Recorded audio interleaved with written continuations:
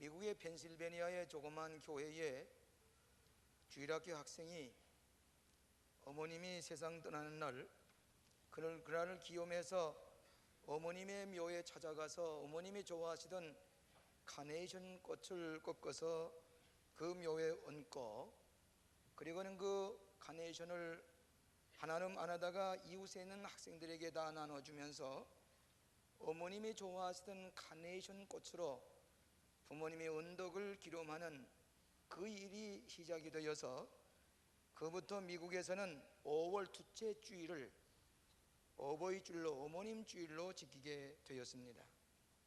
우리나라에서도 1956년 5월 8일을 어머니 날로 지키게 되었고, 1974년에 와서는 어머니 날로 하기보다는 어버이 날로 하자 그래서 부모님의 은덕을 기르는 어버이 날로 지키게 됐습니다.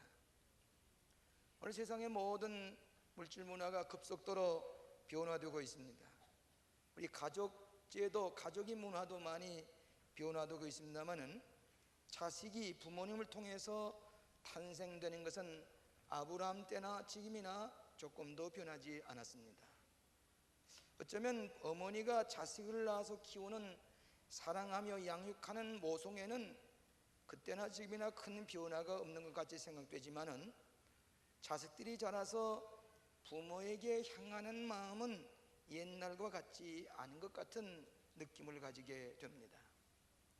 소위 현대주의의 극단의 개인주의라든지 이기주의, 상업주의, 기계주의가 효의 개념을 변화시키고 있는지도 모릅니다. 그래서 오늘 젊은이들은 부모에게 효성하는 것은 사회나 환경이나 문화에다가 책임을 돌리려고 하고, 부모님에 대한 효성과 덕을 잃어버리려고 하는 그런 경향이 있는 것을 아쉽게 생각을 합니다. 우리 기독교는 윤리와 신앙의 표준인 10계명 가운데 제5계명에 내 부모를 공경하라고 말씀하시면서 성경 여러 군데 부모님께 공경하고 순종하라고 하는 말씀이 있기 때문에 기독교는 효도의 종교라고 할 수가 있습니다. 인간의 최초의 관계는 어버이 사이에 자녀가 탄생됨으로 말미암아 인간관계가 시작이 됩니다. 지난 어머니 날에 저희 집에 딸 자식이 부모님 날을 기념하는 예물과 함께 카드를 하나 적어왔습니다. 과거와 다른 카드 내용은 자기들이 과거에는 부모님의 은혜를 살뜰하게 깨닫지 못했지만은 자기들이 아들을 낳아서 사무엘을 낳아서 키우면서 부모님이 얼마나 그 부모님 은혜가 고마운 것을 다시 새삼스럽게 느끼고 진심으로 감사를 드립니다 하는 카드의 내용이었습니다. 자기들이 자식을 낳아서 키워보니까 부모님의 은혜가 얼마나 깊고 높은지 헤아려 할 수가 있겠다고 하는 말씀이옵시다. 인간에게 두 가지 비극이 있는데, 하나는 부모 없는 고아의 비극이요, 하나는 나라 없는 망국의 국민이 되는 것이 인간의 비극입니다. 우리 부모님을 잘 공경할 수 있는 기회가 있다고 하는 것이 얼마나 축복이고, 또 부모님의 말씀에 순종하고 부모님의 마음을 기쁘시게 해드리는 것이 효성의 시작이라고 생각이 됩니다. 잠언서 23장 22절에 보면 너 낳은 아비에게 청정하고 너 늙은 어머니를 경일히 여기지 말라. 내 부모를 즐겁게 하며 너 낳은 자식의 낳은 어미를 기쁘게 하라 그랬습니다. 요즘은 부모님의 마음을 기쁘시게 하는 것, 근심과 염려가 되지 않게 해드리는 것, 이것이 아마 효성의 시작이라고 생각이 됩니다. 오늘 저는 이 세 가지로 나누어서 같이 은혜 받고자 하는 것은, 첫째로 부모님의 가르침에 감사한 마음을 가져야 되겠습니다. 부모님이 나에게 가르쳐주신 그 가르침에 대한 교훈에 대해서 감사할 줄 알아야 되겠습니다. 최초로 만나는 인생의 스승은 바로 어머님입니다. 가장 큰 영향을 주는 선생은 우리 어머님입니다. 우리는 어머니의 품에 안겨서 인생을 배웁니다. 어머님의 말씀을 우리를 가르치는 최초의 교과서이며 부모의 일거일등은 어린이에게 의식적으로 무의식적으로 교육의 산교재가 되는 것입니다. 우리는 어머님의 무릎에 앉아서 인생관을 배우고 가치관을 배우게 됩니다. 서양교견에 말하기를 한 사람이 뛰어난 어머니는 100사람의 선생님보다 낫다 그랬습니다. 어머님의 교육은 100사람의 훌륭한 선생님보다 낫다 그랬습니다. 나폴레옹은 말하기를 자식의 운명은 언제나 어머니가 만든다. 자식의 운명은 자식들의 마음이 아니라 부모님의 손에 의해서 운명이 결정된다고 하는 말씀입니다. 우리가 어렸을 때에 잘못한 일이 많고 또 부모님의 마음에 들지 못한 행위가 많이 있다고 할지라도 그때마다 어머님이 책망과 채찍으로 교훈할 때에 그것을 깨닫고 그때마다 고쳐서 나갈 때에 우리는 부모님의 마음을 아프게 되지 아니하는 그런 인격과 성격을 갖추어 나가게 될 줄로 압니다. 그래서 성경에 보면 부모님이 채찍을 아끼지 말라 그랬습니다. 옛날에 효성이 지극했던 백유라는 사람이 있었습니다. 커서도 어머님 아버지의 회초리를 맞는데 늘 회초리를 맞으면서 자랐습니다. 한 번은 아버님의 회초리를 맞아보니까 아프지가 않아요.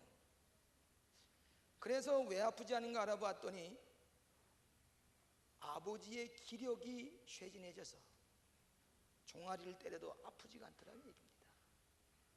그때 이 백유는 그 채찍을 손에 들고 하루 종일 아버님이 저는 기력이 쇠해진 것을 벗고 채찍을 들어서 힘있게 때리지 못하는 쇠약해지는 아버지를 생각하면서 하루 종일 채찍을 붙들고 울었다는 얘기가 있습니다. 그것이 소위 백유 읍장이라고 하는 그 말입니다.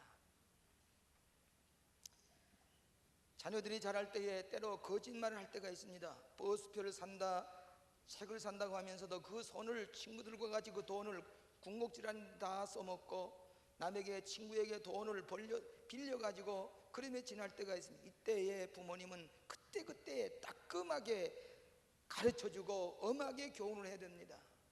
친구들과 같이 가서 사과를 따가지고 너네 남의 옥수를 따가줄 것 같으면 비록 친구와 같이 어울려서 했다고 할지라도 엄하게 다스려서 다시는 그런 일 하지 못하도록 일러줘야만 정직한 양심이 생활화되게 되는 것입니다. 자녀들이 부모님의 마음을 순종하는 사람은 결국은 행복하게 됩니다. 잘 됩니다.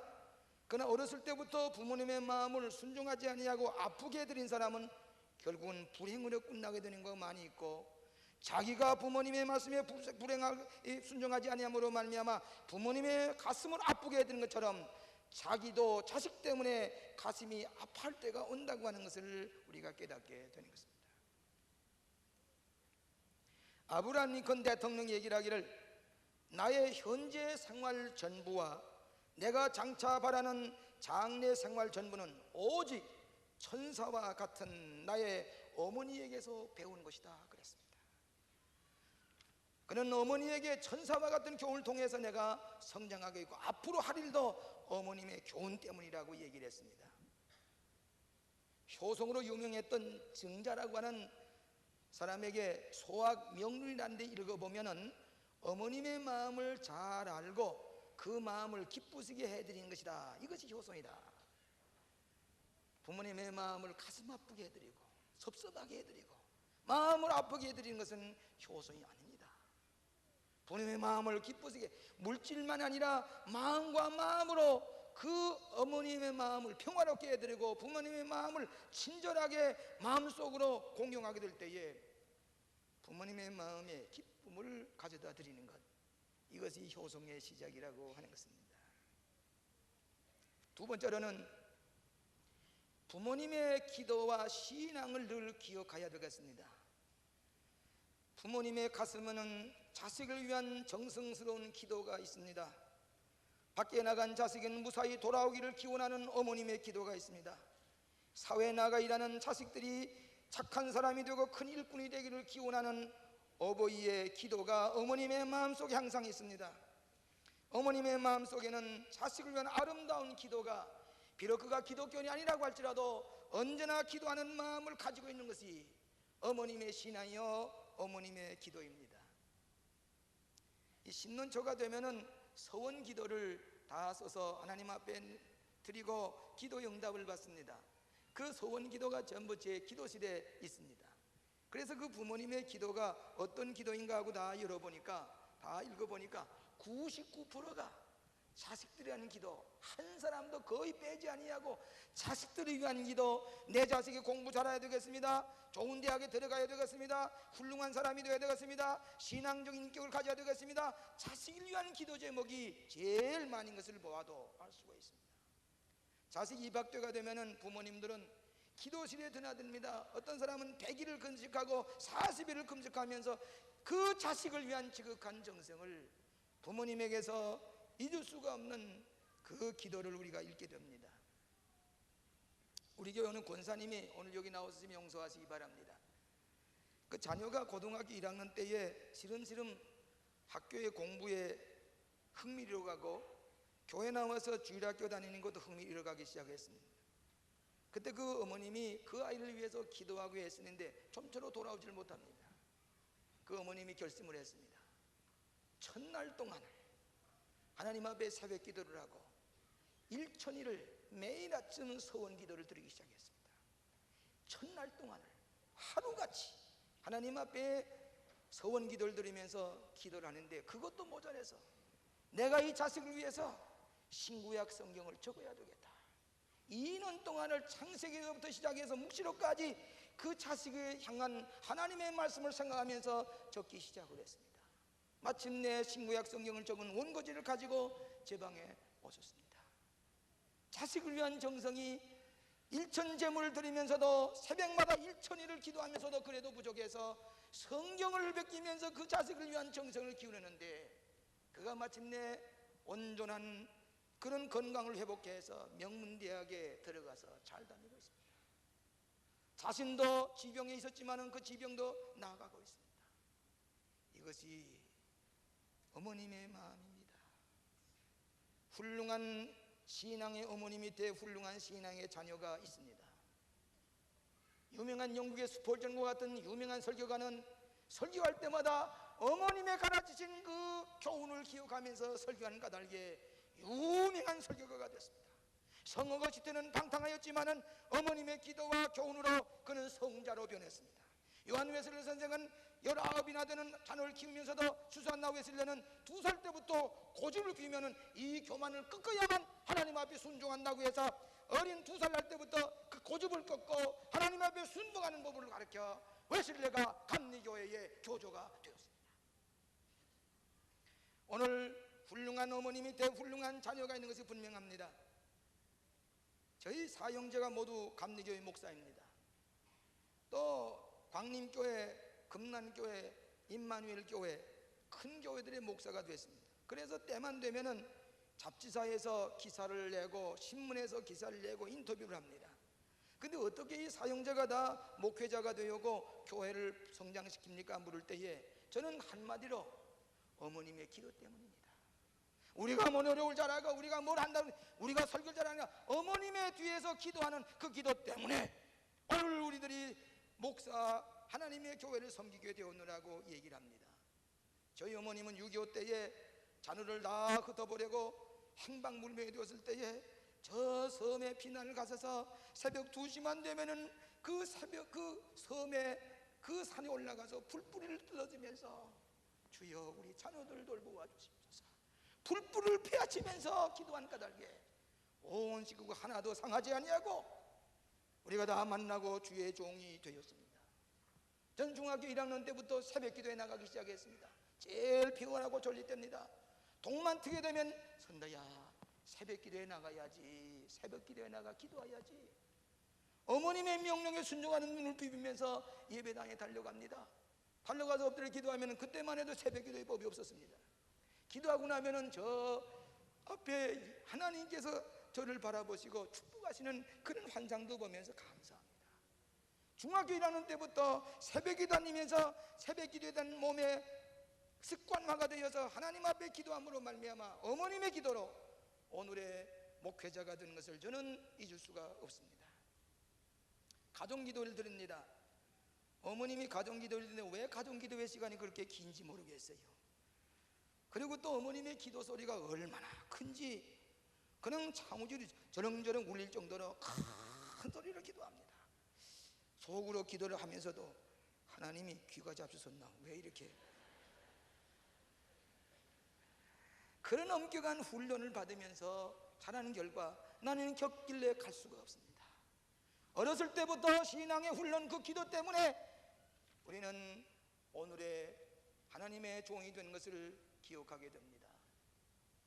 교회 성장하기 위해서 교회가 성장하는데 생물학적 성장이라는 말이 있습니다. 바이오로지컬 그로스라고 하는 말이 있습니다. 이 바이오로지컬 그로스라는 말은 부모님의 신앙을 자식들이 계승해서 며느리, 사위, 손주들까지 교회에 다 모이게 될 때에 자동적으로 그 교회가 부흥되는 것을 가리켜서 소위 바이오로지컬 그로스라, 생물학적 성장이라 그럽니다. 그런데 그 생물학 성장보다 안 되는 까닭이 뭐인 거니? 부모의 신앙을 바로 교훈하지 못하기 때문에 자식이 무신론자가 되고 자식이 타락하는 것은 부모님의 신앙을 바로 교훈하지 못하기 때문에 교회 밖을 떠나가게 되는 그런 까닭에 교회 성장이 이루어지지 못할 때가 있습니다. 오늘 부모님의 일거수일투족이 그의 기도와 그의 행위가 신앙적인 교훈을 통해서 신앙으로 자라게 될 때에 염려하지 아니하는 부모님의 마음을 기쁘시게 하는 자녀가 되는 것입니다. 여러분 구약에 보시면 룻기라고 하는 아름다운 효성의 이야기가 있는데 이스라엘 나라에 흉년이 들었습니다. 베들레헴에 살고 있던 나오미라고 하는 사람이 엘리멜렉과 함께 두 아들을 데리고 모압 땅으로 다른 나라로 피난을 갔습니다. 그래서 결혼을 하는데 모압 여자와 같이 국제 결혼을 했습니다. 그리고 얼마 동안 지나다가 그만이 아들 둘이 다 죽었습니다. 그래 며느리 둘만 남게 되어서 그 어머니가 며느리를 향해서 나오미가 오르바와 룻에게 자 너희들은 이 나라의 자녀들인데 여기서 내 집으로 돌아가라, 고향으로 돌아가라, 나는 다시 베들레헴으로 가야 되겠다, 그렇게 얘기를 할 때에 오르바는 그냥 돌아갔습니다. 룻이라고 하는 며느리가 이방 여자입니다. 모압 여자입니다. 그럼에도 불구하고 그 룻이 나오미를 향해서 뭐라고 그러는 거니? 어머니, 어머님의 백성이 나의 백성이고 어머님의 하나님이 나의 하나님입니다. 어머님 죽는 곳에 나도 그곳에 장사 지내고 싶습니다. 모압 여자가 남편도 없는 시어머니에게 어머님의 하나님이 내 하나님이십니다. 이 말은 무슨 말인가는 비록 자식이 없는 그 홀로 된 며느리지만은 그 어머님의 신앙, 어머님의 사랑에 감동이 되어서 모압 여자가 감동이 되어서 나는 이스라엘 나라로 가고 싶다고 하는 얘기입니다. 시어머니가 며느리에게 주는 신앙의 감동 때문에 그는 저 베들레헴에 가서 이삭주의를 합니다. 보아스라고 하는 돈 많은 집에 가서 밭에 가서 이삭을 주워다가 어머니 홀로 계신 시어머니를 봉양합니다. 나오미가 보니까 하도 기특하니까 그 곡식을 다 거두지 안 하게 하고 그냥 남겨두었습니다. 그걸 주워다가 그 곡식을 이삭주일에다가 어머니 나오미를 봉양합니다. 여기에 이것에 감동이 더 그린 그림이 유명한 이 밀레의 이삭주의 여인의 그림입니다. 이렇게 하게 될 때 하나님께 축복해 준 룻이 어떻게 됐습니까? 나중에 이방 여자가, 모압 여자가 예수님의 족보에 룻이라고 하는 이름이 올리게 됐습니다. 부모에게 효성하니 놀라운 축복을 받게 됩니다.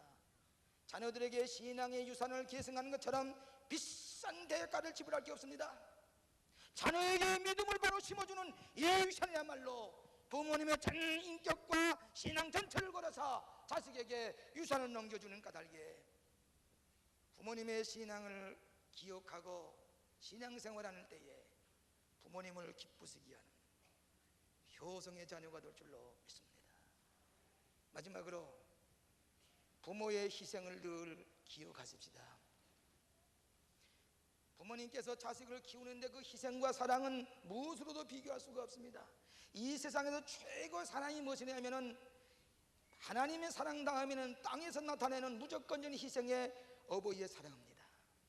여러분, 어머님이 자식을 키울 때 보면은요, 특별히 가난한 가정 간데는 어머님이 배를 고르시면서 자식들에게 모든 걸 먹이고 입히고 병들면 밤잠을 자지 아니하고 그를 키우기 위해서 진자리 마른 자리를 비면서 그러면서 그를 밤을 새우며 돌보는 그 어머니의 희생이야, 어머님의 희생이야말로 우리는 자식들이 만분의 일로 보답하기가 어렵습니다. 부모님의 희생하는 마음 우리가 기억해야 되겠습니다. 여러분, 다윗 왕이 압살롬 자기 아들에게 구테타를 당했습니다. 아들이 구테타를 일으켜서 아버지를 왕위를 내어쫓고 자기가 왕이 되려고 합니다. 그래서 아버지가 왕궁을 내놓고 맨발로 예루살렘 떠나서 저쪽으로 갑니다. 피난을 갑니다. 그때 시민들이 다윗에게 모래를 던지면서 지푸레기를 던지면서 이 다윗을 모욕합니다. 그때 자기 아들에게 구태를 당해서 가는 다윗은 마음이 몹시 괴롭겠습니다. 나중에 모압 장군과 아비세 장군이 이 구테타를 진압시키기 위해서 출동이 됐습니다. 그래 나갈 때 다윗이 뭐라고 하냐면 압살롬을 만나거들란 너그러이 대하시오, 죽이지 말고 너그러이 대하시오, 그렇게 아버지가 부탁을 했습니다. 근데 이 압살롬이 나귀를 타고 도망을 가다가 상투가 그만이야 상수리 나무에 걸렸습니다. 나귀는 도망을 가고 자기는 나무에 대령대령 매달리게 됐습니다. 그때에 모압 장군 신하들이 이 압살롬을 죽여버렸습니다. 그 보고를 들은 아버지 다윗은 뭐라고 그러는 거냐, 내 아들 압살롬아, 내 아들 압살롬아, 내가 너를 대신하여 죽었다면 좋았을 것을. 내 아들 압살롬아, 내 아들 압살롬아. 자기를 죽이려고 했던 그 압살롬이 죽었다는 소식일 때 내 아들 압살롬아, 내가 너를 대신해 죽었을 것을. 이것이 부모님의 심정인 줄 압니다. 장개석 총통을 30년이나 모시던 시정무관이었던 오문기 장군의 말입니다. 한 번은 장개석 총통이 생일날을 맞이해서 신하들이 음식을 잘 차려놓고 이 장총통이 모시니까 그 총통이 하는 말이, 내 생일은 어머님의 제날의 날이외다. 어머님이 나를 낳기 위해 얼마나 고생한 날인데 내가 무엇을 먹고 마시겠소. 장총통은 자기 생일날 냉수 한 번 마시지 않고 자기 생일날 어머님의 희생을 기억하면서 지났다는 얘기가 있습니다. 여러분, 부모님의 희생을 기억하는 데서부터 어머님의 마음을 기쁘시게 할 수가 있습니다. 지난 목요일 5월 9일에 오랫동안 여러분이 정성껏 지은 우리 사랑의 집 무료 양로원을 봉헌하게 됐습니다. 여러분 아마 뉴스를 통해서 보신 바와 같이 영부인께서 참석을 하셨습니다. 그 후에 전화가 오기를 어떻게 영부인께서 광림교회 무료 양로원 봉헌식에 준공식에 참석했느냐고 사방에서 물어왔습니다. 여러분이 수고한 까닭에 하나님께 영광을 돌리게 되었습니다. 저희들은 매당초 3월 초에 봉헌하려고 1월 달에 수도원에 우리 전지훈련 시절에 수도원에 가 있을 때에 영부인께 편지를 냈습니다. 우리 온 교인들이 의지할 데 없는 소외당한 노부모님들을 모시는 심정으로 무료 양로원을 지었습니다. 250명과 호스피스 40명의 환자들 돌보기 위해서 우리가 자매 결혼을 맺고 정성껏 모시려고 합니다. 이 사랑의 집을 다 지어서 봉헌하게 되었는데 영부인께서 오셔서 같이 봉헌식에 참석해 하시면은 가난하고 어려운 사람들에게 큰 위로가 되겠습니다. 꼭 참석해 주시기 바랍니다 하고 편지를 냈습니다. 그때 그 영부인께서는 그 편지를 받으시고 감동이 되셨어요. 그래서 저희 내외관을 한번 점심을 초대하신다는 그런 비서실의 소식이 왔습니다. 근데 저는 미국에 갈 시간이 됐는데 나중에 갑자기 전화가 오기를, 목사님 사모님을 오찬을 좀 대접하고 싶은데 들어오시라고 그렇게 연락이 왔습니다. 12시에 청와대에 들어갔습니다. 저희 집 사람이 영부인과 더불어 1시간 동안 점심을 잡수면서 얘기를 하시기로 했는데 2시간 동안을 점심을 잡수고 나서 광림교회가 하는 일 우리가 잘 듣고 있습니다. 그렇게 좋은 일을 많이 하는 것을 청소년들을 위해서 그렇게 많이 하는 것을 저희들이 듣고 있는데, 이번에 그렇게 좋은 양농을 지었다니 너무나 고맙습니다. 이 개신교가 아무리 어렵다고 할지라도 그 밑에 기도하는 교인들, 오늘 하나님 앞에 기도하는 성도들이 있다고 하는 것을 기억하시라고, 우리 강국교회가 하는 일, 강국교회 105년 만에 처음으로 되는 이 광림교회 무료 양농원을 꼭 오셔서 테이프를 끊어주셔야 되겠습니다고 그렇게 간곡하게 부탁하고 돌아왔습니다. 나중에 경호실에서 비서실하는 말이 너무 거리가 멉니다. 또 그날 행사가 많습니다. 그렇기 때문에 영무님께서 가기가 어려우실지 모르겠습니다. 그렇게 연락이 왔습니다. 그러나 그날 5월 9일 못 가시면 그 다음날이나 그 전날에도 꼭 가실 겁니다. 예, 고맙습니다. 그러나 다시 전화를 드렸습니다. 아닙니다. 다른 행사보다도 더 중요한 것이 이 행사입니다. 무이무탁한 할머니 할아버지를 모시는 효성스러운 마음을 와서 보셔야 되겠습니다. 또 그럴 때에 의지할 수 있는 노인들에게 큰 위로가 될 것입니다. 부디 오셔야 되겠습니다. 다시 연락을 드렸더니 나중에 그 경호관계라든지 어렵지만은 위에서 영부인께서 내가 꼭 가야 되겠어, 광림교회 사랑해지만은 내가 꼭 가봐야 되겠느라고 그렇게 말씀을 했습니다. 그래서 그때부터 그 오시는 과정을 얘기해 우리 교회 장로님들 위원들이 가서 여러 차례 의논해서 우리 다 가지 못한 까닭 그 까닭입니다. 그래서 거기 가서 준비를 다 했는데 11시 정각에 해일 타시고 춘천에 오셔서 자동차를 타시고 그 산중에 들어오셨습니다. 그리고 테이프를 끊으려고 했을 때에 저는 이런 행사에 처음입니다. 청와대 들어간 이후로 혼자서 나와서 이런 테이프를 끊는 일이 처음입니다. 목사님, 제가 이 전인인데 그러면서 테이프를 끊으면 아주 매우 조심스럽게 테이프를 끊으려고 할 때 우리 같이 기도하십시다. 영부인과 같이 머리를 숙여서 기도를 드렸습니다. 하나님, 불쌍하고 어려운 소외당한 노인들을 위해서 사랑의 집을 지어서 봉헌합니다. 하나님 영광 받아주시옵시고, 영부인께서도 여기 참석하셨습니다. 하나님, 이 땅에 소외당한 이들을 기억해 주시옵소서. 기도를 드리고 아멘. 테이프를 끊고 들어갔었습니다. 들어가서 가서만 보니까 깨끗하게 지었습니다. 목욕탕을 들이다 보니 목욕탕에 교인들이 목욕탕에 의자, 이발기구, 병원에 그 간호실에 들어가면 수술기구, 모든 기구, 별의별 기구가 다 들어갔습니다. 다 돌아보시더니 나중에 식당에 들어가셔서 조리하는 그 속에 예정도 없는데 들어가서 거기서 아주머니 일하는데 또 우리 모든 여성 교원들이 안 들어가서 일일이 악수하시면서 이로 악수하십니다. 수고하십니다. 고맙습니다. 다 돌아보시다 하신 말씀이, 목사님, 청와대부 시설보다 더 좋습니다. 더 아름답습니다. 그리고 다 돌아와서는 환담 시간에 같이 앉아서 이 얘기를 하는 가운데 그분 얘기가, 정부가 못하는 일을 이렇게 교회에서 해주시니 참으로 고맙습니다. 정부가 할 수 없는 일을 교회가 이렇게 해주시니 고맙습니다. 예, 앞으로도 정부가 못할 우리 교회가 할 것입니다. 무슨 어려움이 있으면 저희들에게 말씀하세요. 우리가 할 것입니다. 신체 부자들을 위한 재활대학을 세울 것입니다. 또 우리는 노인들을 위한 계속적인 우리는 그들과 우리의 사랑으로 나눠주려 합니다. 교인들의 헌금을 통해서 1년에도 수억을씩을 우리가 노인들을 위해서 불쌍한 사람들로서 도울 것입니다. 고맙습니다. 나라가 하지 못한 일 교회가 하시니 감사합니다.